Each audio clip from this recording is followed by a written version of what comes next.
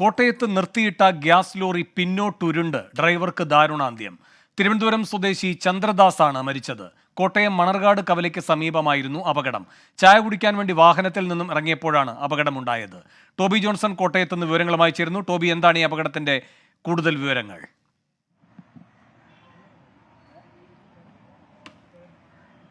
വേണു, ഇന്ന് പുലർച്ചെ 1:30 കൂടിയാണ് ഈ അപകടമുണ്ടാകുന്നത്. മണർകാട് കവലയ്ക്ക് സമീപത്ത് വെച്ചായിരുന്നു അപകടമുണ്ടായത്.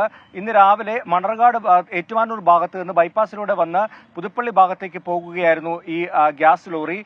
ഇടയ്ക്ക് വെച്ച് ഡ്രൈവർ ചായ കുടിക്കുന്നതിന് വേണ്ടി വണ്ടി ഒരു സ്ഥലത്ത് നിർത്തി. അതിനുശേഷം വാഹനത്തിൽ നിന്നും ഇറങ്ങി ചായ കുടിക്കാൻ പോകുമ്പോൾ വാഹനം പിന്നോട്ട് ഉരുണ്ടു വരികയായിരുന്നു.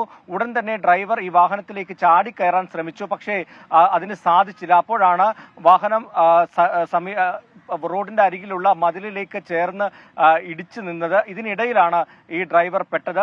ഏറെ നേരത്തെ പരിശ്രമത്തിനൊടുവിൽ പോലീസും ഫയർഫോഴ്സും നാട്ടുകാരും ചേർന്ന് ഇദ്ദേഹത്തെ പുറത്തെടുത്ത് ആശുപത്രിയിലേക്ക് മാറ്റി. മെഡിക്കൽ കോളേജിലേക്ക് കൊണ്ടുപോയെങ്കിലും ഇദ്ദേഹത്തിന്റെ ജീവൻ രക്ഷിക്കാൻ സാധിച്ചില്ല. തിരുവനന്തപുരം സ്വദേശിയായിട്ടുള്ള ചന്ദ്രബോസാണ് മരിച്ചതെന്നുള്ള വിവരമാണ് നമുക്ക് ലഭിക്കുന്നത്. മണർകാട് പോലീസ് തുടർ നടപടികൾ സ്വീകരിച്ചിട്ടുണ്ട്. വേണു. ശരി, ടോബി ജോൺസണാണ് കോട്ടയത്ത് നിന്ന് വിവരങ്ങൾ നൽകിയത്.